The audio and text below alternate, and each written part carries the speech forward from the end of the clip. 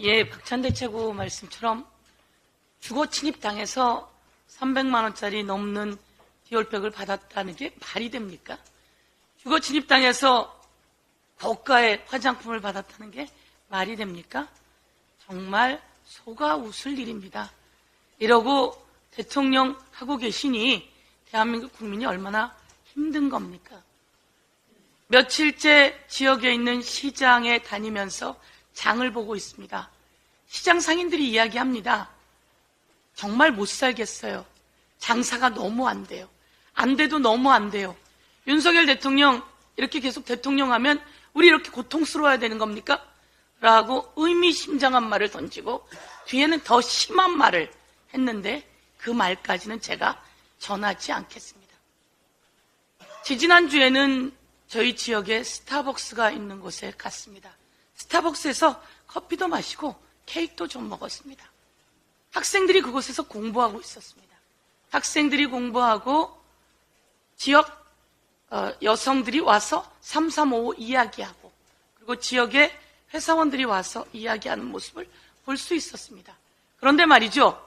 이런 스타벅스를 향해서 국민의힘 비상대책위원장이라고 하는 한동훈이라고 하는 검사 출신이 이런 말을 했다고 하죠. 스타벅스는 서민이 오는 것이 아니죠. 아니 도대체 이 사람은 국힘당 비대위원장을 왜 하는 거고 대통령은 왜 이런 사람에게 힘을 실어주는 거고 그리고 국힘당은 왜 이런 사람에게 한마디 말을 못하는 거죠. 이제 대한민국의 서민들이 한동훈 확실하게 심판할 겁니다. 이 내용은 장경태 최고가 좀 더 준비했으니까 그렇게 넘기기로 하겠습니다. 제가 오늘은 고발을 하나 하기로 하겠습니다. 손준성이 고발 사주를 했습니다. 고발 사주를 할 때 검찰총장은 바로 윤석열 검찰총장이었습니다. 그런데 이 손준성이 고발 사주한 그 고발장 내용에는 최은순, 김건희, 한동훈 등의 내용이 들어있습니다. 이 사람들이 피해자라며 그 내용이 들어있습니다. 이와 관련해서 뉴스타파가 또 보도를 했습니다. 손준성이 4월 3일 날 고발장을 김웅에게 보냅니다.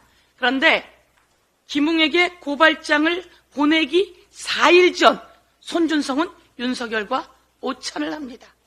이 오찬을 하는 것은 손준성과 윤석열의 오찬은 거의 처음인 것 같다. 이런 식의 판단이 있는데요. 이것은 좀 더 짚어봐야 될 것 같습니다. 그리고 윤석열은 같은 피의자로 얘기되었던 권순정과도 오찬을 합니다. 그런데요.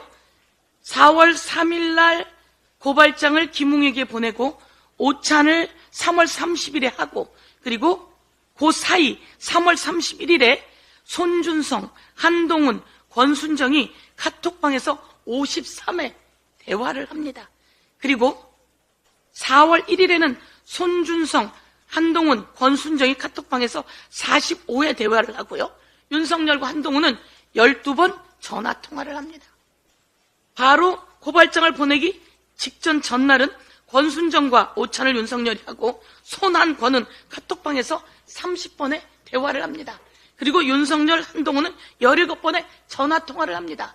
그리고 그날 한동훈은 60장의 사진을 카톡방에 올립니다. 이 대화 내용은 무엇이고 이 사진은 무엇이고 윤석열 대통령과 한동훈의 전화 내용은 무엇입니까? 이런 오찬 내용은 윤석열 검찰총장이 업무추진비 내역이라며 낸 업무추진비 내역에서 찾을 수가 있었습니다.